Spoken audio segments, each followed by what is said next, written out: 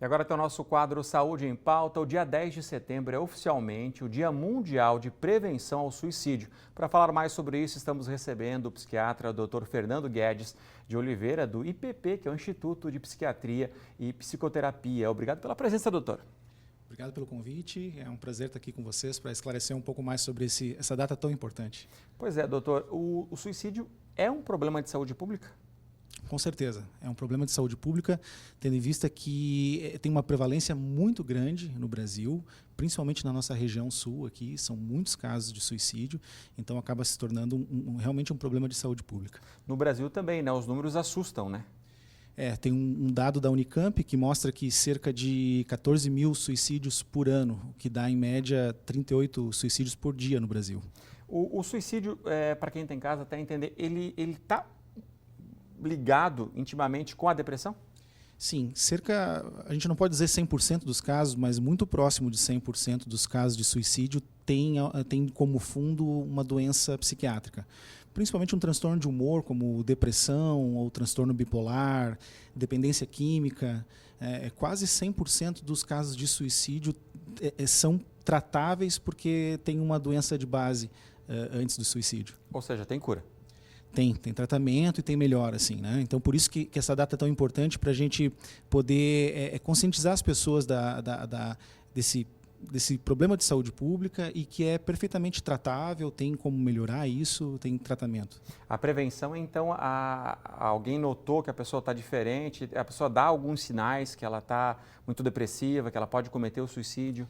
Geralmente, os principais sinais de um quadro de depressão seriam a mudança de comportamento, a pessoa começa a se isolar mais, começa a não querer mais sair, não tem mais prazer de fazer as coisas que gostava de fazer, começa a adotar uma postura de retraimento, crises de choro, o humor começa a ficar sempre, ou na maior parte das vezes, triste ou deprimido. Então, esses são geralmente sinais de alerta.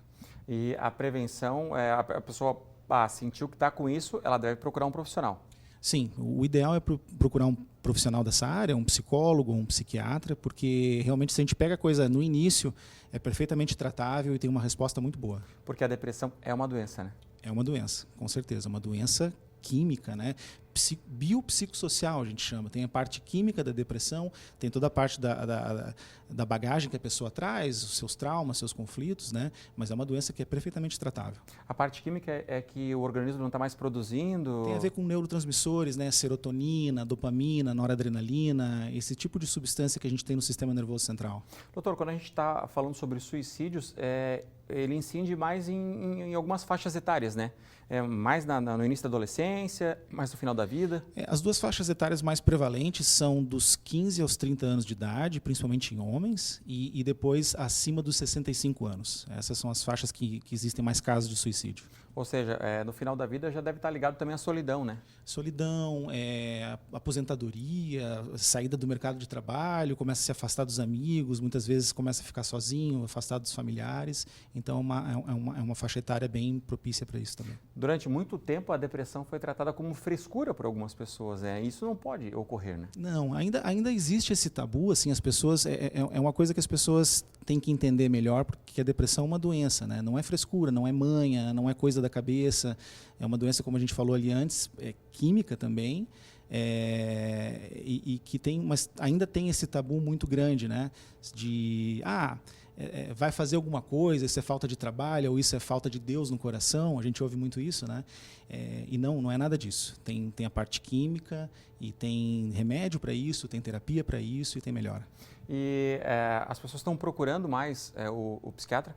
Eu acho que hoje em dia as pessoas têm entendido melhor o que é uma depressão e a importância do tratamento. Então, está mais difundido, as pessoas sabem de maneira geral melhor o que é uma depressão, o que é um transtorno de ansiedade, então elas procuram mais também o tratamento. Eu acho que hoje o transtorno de ansiedade está muito evidente, né? E é engraçado porque algumas pessoas elas não sentem, não tem nenhum problema físico, já outras começam a ter um problema no estômago, ou começa a faltar ar, né? A ansiedade ela é muito física, né? Então é muito comum que antes da pessoa chegar no psiquiatra para tratamento da ansiedade, ela já tenha passado por outros especialistas, né? O gastro, o cardiologista, pronto-socorro do hospital, muitas vezes, em crise de ansiedade, porque é uma doença muito física também. E tem tratamento também, né? Que é muito importante a gente falar sobre isso. E o tratamento funciona muito bem. A gente consegue uma melhora excelente no tratamento da ansiedade, da depressão. Tem que pegar a coisa bem no início, né? A família é muito importante, né? Na prevenção ao suicídio e também no diagnóstico da depressão, né? Sim. Muitas vezes o paciente, principalmente o paciente deprimido, ele não tem forças nem para buscar ajuda. Então a família se torna muito importante porque a família é ela que percebe primeiro a mudança, ela que orienta a pessoa a procurar ajuda, ou muitas vezes ela que traz a pessoa para o tratamento, né? Então o papel da família nessa detecção é muito importante. E o tabu, a gente conversava aqui também, o tabu, o suicídio, ele também tem um tabu, né? Algumas pessoas não gostam de falar sobre isso, né? A gente sabe que os meios de comunicação não divulgam isso também, e é uma recomendação da Organização Mundial de Saúde, mas a gente precisa falar sobre isso, né, doutora? A gente precisa informar as pessoas sobre isso, dizer que tem cura, que você precisa conversar, você precisa fazer esse tratamento. Isso, quando a gente se informa, a gente sabe melhor e previne melhor, né? Mas esse negócio do tabu existe até entre os profissionais de saúde, né? Principalmente os não psiquiatras, né? Muitas vezes o profissional de saúde que vai atender um paciente, às vezes, não vou perguntar se ele quer se matar para não dar ideia, né? Tem uma coisa, um tabu entre os profissionais também, muitas vezes. E isso a gente sempre orienta, não, tem que perguntar. Porque a pessoa que quer ou ela pensa em suicídio, ela geralmente fala. Isso é um outro tabu também, né?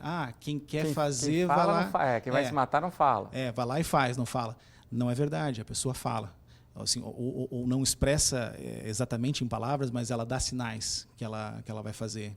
Ela começa a falar que a vida não tem mais sentido, ou às vezes era preferível que eu estivesse morto mesmo. Então, sempre tem algumas pistas, né? A gente tem que ficar bem alerta. Porque eu acho que é mais ou menos isso, né? A pessoa pensa nisso porque a vida dela não faz mais sentido para ela, né?